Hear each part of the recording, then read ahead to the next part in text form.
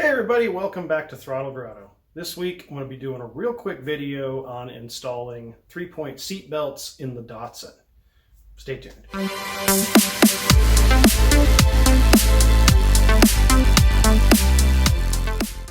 Alright, so this week I'm knocking out a real quick project before something else happens here in the shop. So one of the things I need to get done before spring on the Datsun is getting seat belts installed.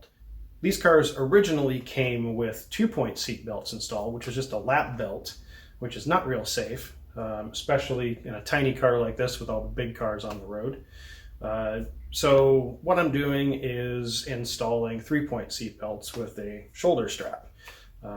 Unfortunately, you can tell because it's a convertible, the factory really didn't come up with a way to do it in these cars, but they gave a few provisions for it. So let me show you kind of what's going on here. All right, so if you're familiar with the Datsun, you already know that there's a hole down here for the receiver.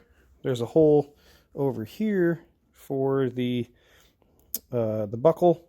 So we've already got the lap portion of the seat covered.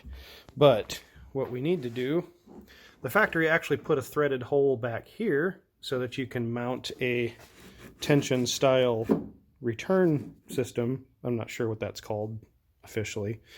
Seatbelt tensioner reel to the wheel well here. But there's anywhere to mount this portion of the reel. So what we're going to do is we're going to use these guys. They're already threaded for the seatbelt bolt. So the bolt actually threads right into these, and they're made of mild steel, so you can weld them, and they're designed to go into a roll bar. So we're going to use the roll bar as a anchor for this. So when we're done, we'll have a nice hole through the roll bar. It'll be welded, and it should be a sufficient mount for the seat belt and to keep me safe in the car. So that's today's project. First thing I'm going to do is I'm going to make some marks here, and I'm going to drill a couple of holes where I'm going to drill holes in my roll. All right, so now that slides through there. All I need to do is just clean up the paint around this on either side and weld it into place. I'll repeat this procedure on the other side, and then I will be able to bolt in my 3-point seat belt. So if you don't have one of these welding blankets, they're a really good thing to have around if you're going to do welding on cars and stuff. They're flexible. You can wrap them around. Like you see, I've got it wrapped around the roll bar. I've got it over the seats. I've got it covering up everything back here. So no risk of fire with using this, which is really nice. It's a really good thing to have. And they fold up super small. You can keep it on the bottom shelf of your welding cart when you're not using it.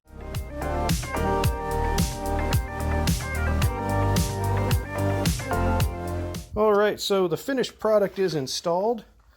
You've got the bolted here to the factory spot, bolted down there to the factory spot.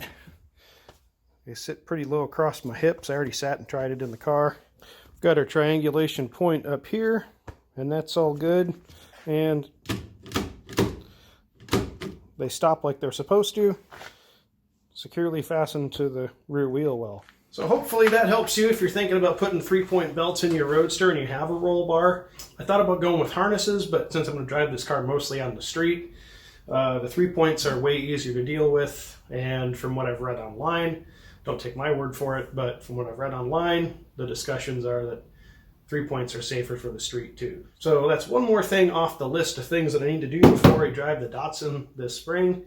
But that's all for this episode. I need to clean up the garage because I have a project coming in. It's going to be a short-term project that is going to be a collaboration with another channel. We're going to come together and get this car put together. It's an odd car. It's probably something you've never heard of, but I will have more on that next time.